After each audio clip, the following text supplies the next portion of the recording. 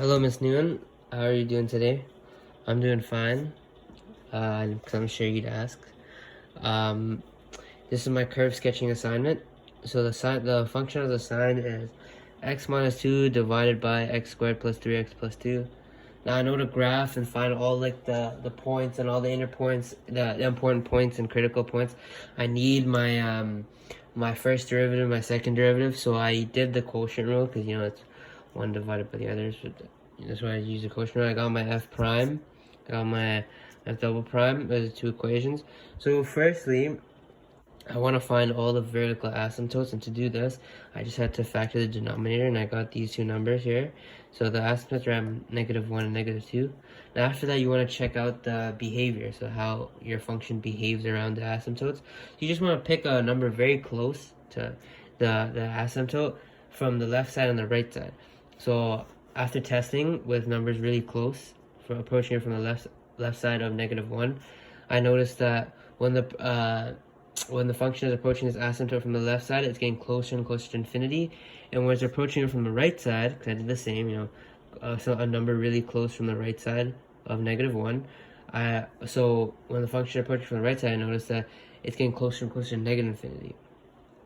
I did the same thing with -2, so from the left and the right side. So when the function is approaching it from the left side, it's getting closer and closer to negative infinity, and when it's approaching it from the positive side, the right side, it's getting closer and closer to infinity.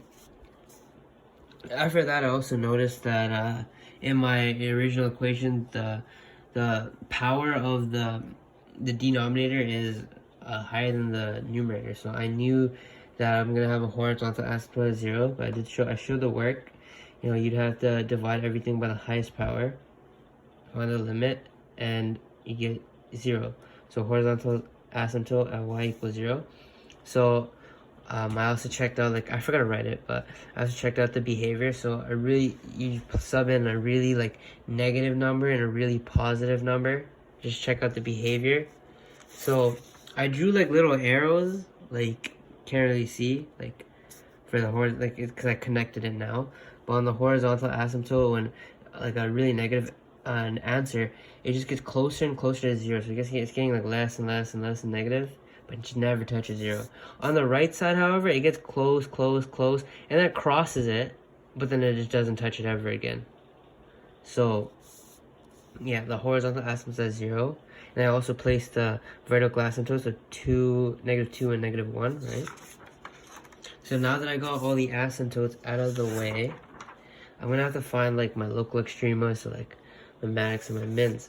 So to do this, you take your first derivative, the numerator of the first derivative, and you factor it. So in my case, I wasn't able to factor it. I had to use the quadratic formula, and I got -1.4641, and I got 5.4641. And also, I also factored the denominator just to check out if I'm on the right track with my vertical asymptotes, and I got the same one, so I know I'm good. I did an increase-decrease interval chart, and I put these two numbers in. Where'd they go? These two, and my critical numbers of -1 and -2. And so this is what I got. So from negative infinity to -2, to 1.4641, -1.4641 to -1, -1 to 5.4641, and then from 5.461 to infinity. So I got negative. So when it's in this interval, it's going down. And this interval is still going down. Then over here in this interval, it starts to rise up. And then in this interval, it continues to rise up. And then in our final interval, it starts to go back down. Now what I noticed is that between these two, it's if you look at it realistically, and as an image graphically, it would be it connect, right? Because it'd go down and then start going up, right? So this would be your minimum point, right? So this would be your local min, and just like over here, it's just it's increasing, and then start decrease. It slows down and it decreases, right? So this would be your local max up here. So now I know that this number, right, this and this are my critical numbers. This is for the max and this is for the min.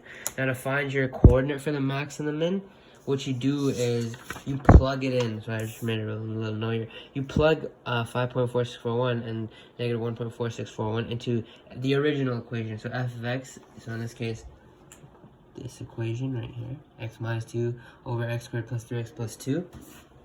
So after doing so, I got my local max coordinate at 5.4641 and 0.072, and my local min at negative 1.4641 and positive 13.93.